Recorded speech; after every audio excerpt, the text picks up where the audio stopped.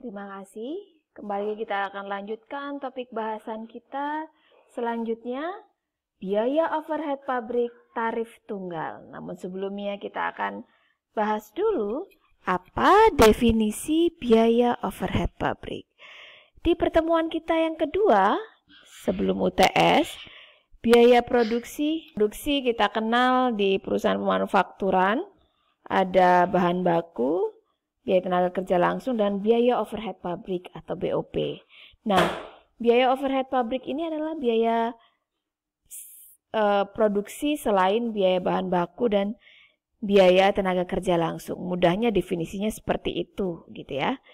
Jadi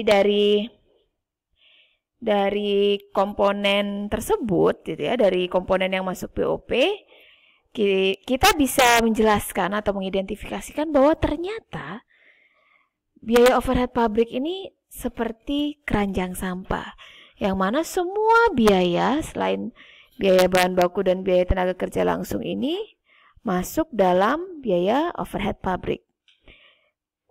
Karena saking banyaknya, ini akhirnya membawa konsekuensi bahwa biaya overhead pabrik menjadi biaya yang paling sulit diukur dan ditelusuri karena karakteristik biaya overhead pabrik itu sendiri, ya. Karakteristiknya ada dua. Karakteristik yang pertama bahwa BOP tersebut adalah biaya yang tidak langsung, ya. Sehingga tidak dapat diidentifikasi secara langsung ke produk yang sudah jadi atau finished good. Karakteristik kedua bahwa BOP itu perilakunya berbeda-beda.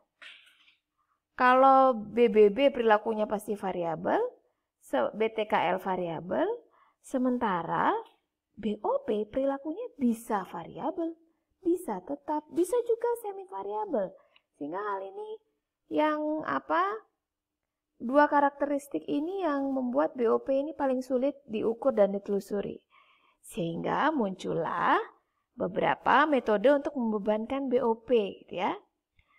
Mudahnya jika perusahaan hanya menghasilkan satu buah produk, misalnya saya mencontohkan abon ayam, gitu ya, cuma hanya satu tok gitu abon ayam aja, gitu ya, maka semua biaya bisa ditelusuri ke produk tersebut karena produknya tunggal.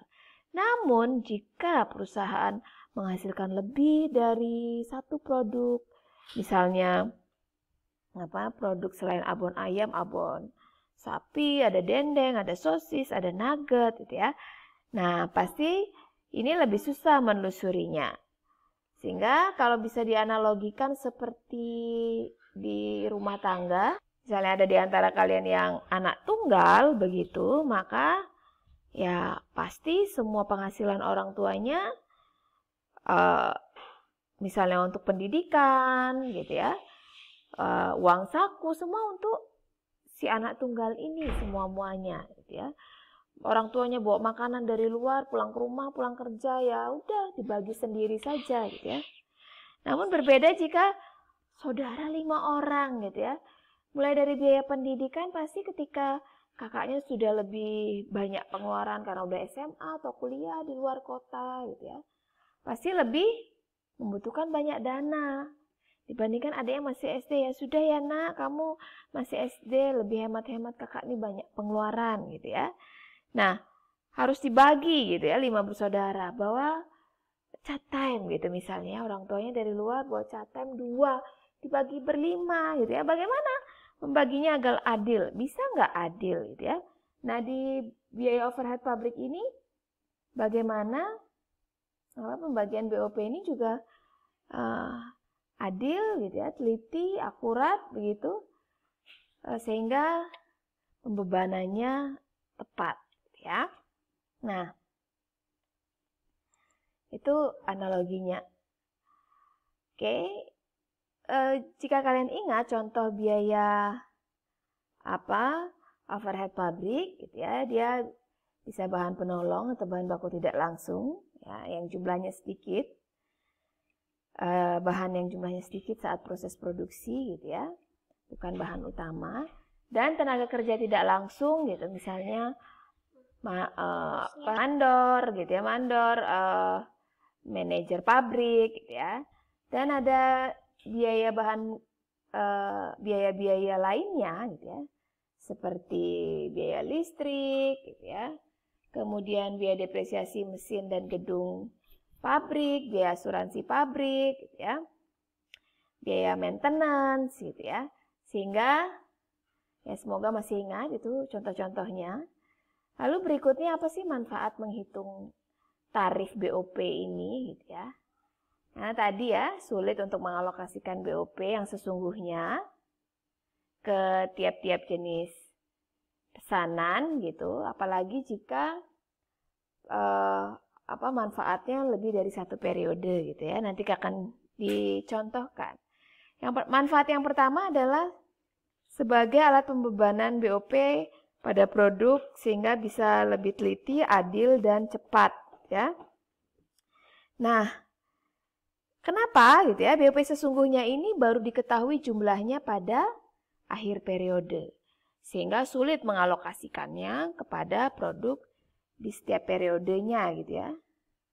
Kepada satu produk pesanan karena bisa jadi baru akhir periode ketahuan, bisa jadi periode berikutnya gitu. Sehingga harus dibebankan agar bisa menghitung produk biaya produk per unit, biaya per unit produk gitu, cost per unit produk ke tiap-tiap pesanan ya, agar lebih cepat. Karena kalau nunggu tagihan listrik baru ada tanggal 10 bulan berikutnya ya terlalu lama gitu ya untuk menentukan biaya listrik untuk periode tersebut gitu ya. Kemudian yang kedua alat perencanaan BOP. Nah, karena fluktuasi BOP ini sehingga jenis biaya tertentu hanya terjadi pada suatu periode yang akan dibebankan gitu ya. Sebagai biaya periode yang bersangkutan, padahal manfaat dari mengeluarkan biaya tersebut lebih dari satu periode. Ayo, biaya apa yang seperti itu? Ya, betul sekali. Biaya pemeliharaan ya. Sekarang saya melakukan pemeliharaan mesin bulan April gitu ya. Bisa jadi manfaatnya kita bisa gunakan sampai Mei, Juni, Juli begitu ya. Sehingga ini juga sebagai manfaat menghitung tarif di muka ya.